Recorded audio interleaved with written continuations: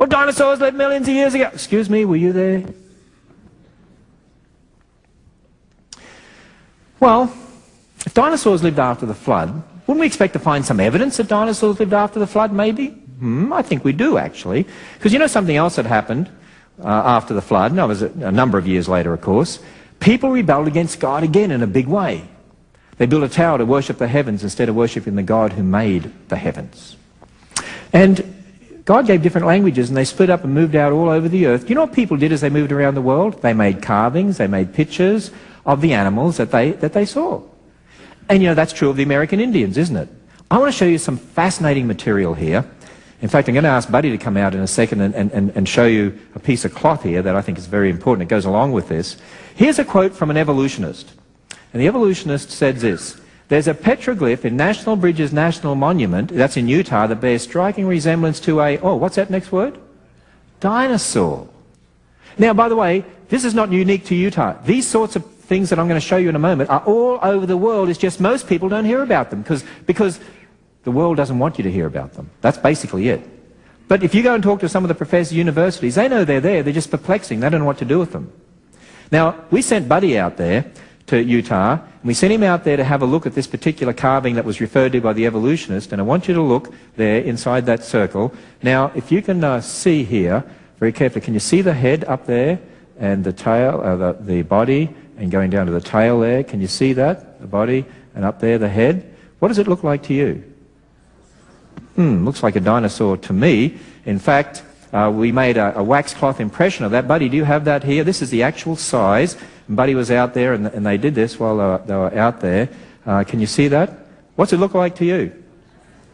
Does it look like a dinosaur to you? Yeah, it looks like a dinosaur, doesn't it? You know what's fascinating to me? I'll tell you what's fascinating. You go out there and you talk to the park rangers, and you say, because there's lots of other carvings right there beside this one. What is this one? Dog. What's this one? Man. What's this one? Deer. What's this one? Bird. What's this one over here? We don't know. They call it a mystical creature. Why couldn't it be a dinosaur? Oh no, it's not a dinosaur. Why? Indians didn't see dinosaurs. Excuse me, were you there? How do you know Indians didn't see dinosaurs? Now, there's another one out there that Buddy went and photographed for me too. This is, can you see that? It's very light, isn't it? But you can see it's eroded away. But if we fill it in just with some chalk or whatever, that's what it looks like. But you can see that one there as well. Now, there's something else that's fascinating. Remember I mentioned to you about pterodactyls earlier, about maybe being the flying serpents? Okay. Well, out at Black Dragon Canyon in Utah, and Buddy went out there as well and saw this one.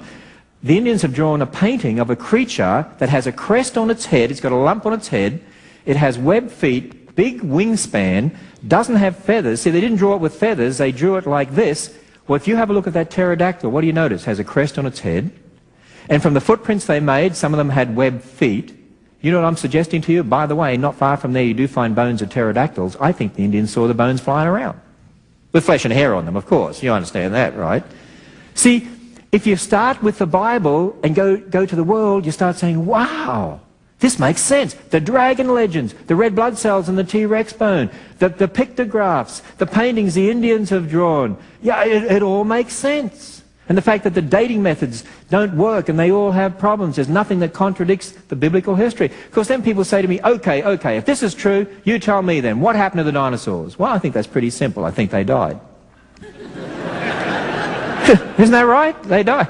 Now, evolutionists have over 100 theories as to why they died. You know, maybe hit by meteorites, or some of them think that an asteroid hit them, or maybe they ate an American hamburger and had problems, or maybe like most of us, they overate. Some of them probably went on one of those diets you see on TV. Some think they died of starvation. Some people think there was just too much smoke on the earth, and that's what happened to them.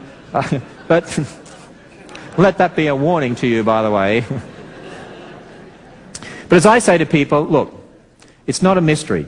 I was just over in Glasgow in Scotland, went to the science centre there, and they had a little display, and took a photograph of it for you, which says, here's the species of animals and plants made extinct since January 2000.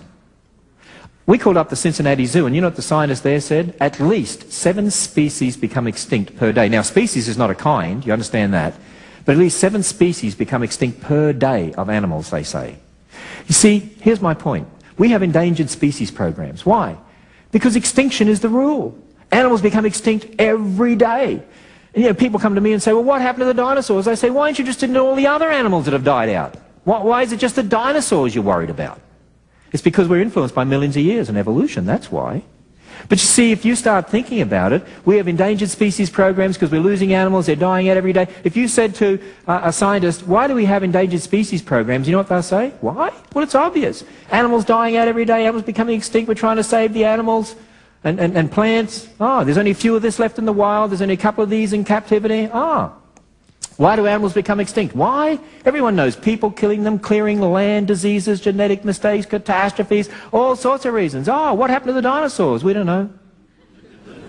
See, here's what we need to do. If you put the dinosaurs with Adam on day 6, sin affected the world, the curse affected the world, the flood affected the world, Noah's Ark lands in the Middle East, animals start splitting up, the gene pool splits up as well and gets diluted as animals move all over the world and you get different species and so on. They're more susceptible to diseases and competition, and animals start dying out because the climate changes after the flood, which it's been doing ever since the flood. Lots of animals become extinct. The dinosaurs have become extinct, but they lived beside people up until hundreds of years ago. That's why we have their dragon legends, and here we are today and it looks like there's none left. And tell me, what's the problem?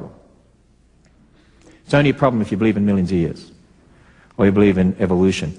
In Australia in 1994, scientists got a shock. They found a tree called a Wallamai pine tree, which they thought existed nowhere in the world. They've only found it in the fossil record at the time of the dinosaurs, according to evolutionists. Now, 140 million years ago, supposedly. Now, think about this carefully. If I had before 1994, said to an evolutionist, I believe the Wallamai pine tree lived with people, they would say, that's ridiculous, that became extinct with the dinosaurs 140 million years ago. Suddenly they find it living in the Blue Mountains in Sydney for the first time in our modern world in 1994. And you know what one scientist in Australia said? This would be no different to finding a living dinosaur. They call it the dinosaur tree. Do you see what I'm saying there? People scoff at me for believing dinosaurs live with people. But the dinosaur tree, the Wallamai pine tree, supposedly didn't live with people. They would have scoffed at me for that, and suddenly they find it living, and they say, oh, well, it's a living fossil. That's when fossils aren't dead. Friends, what I'm saying to us is this. When you put on the glasses of secular history, it doesn't make sense of dinosaurs. Real science doesn't support it. There's a lot of problems. When you put on biblical glasses, we can explain dinosaurs, the fossils, the Wallamai pine tree, and so it goes on. Actually, you know what I call dinosaurs? I call dinosaurs missionary lizards. I remember a time I went to church and the pastor said, what are you going to preach on this morning? I said, dinosaurs. Dinosaurs! He said, I want you to preach the gospel. I said, I will. How can you do that using dinosaurs? I said, you don't understand. I'm not fitting dinosaurs into the Bible. I'm using the Bible to explain dinosaurs. And when you do that, you start talking about dinosaur bones and you know they're dead. Isn't that right? And you're reminded, death, yes, death came into the world because of?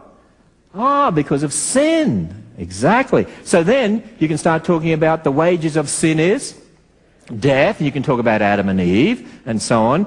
And then we're reminded that all have sinned. Why? See, there's no one innocent. All have sinned because we're all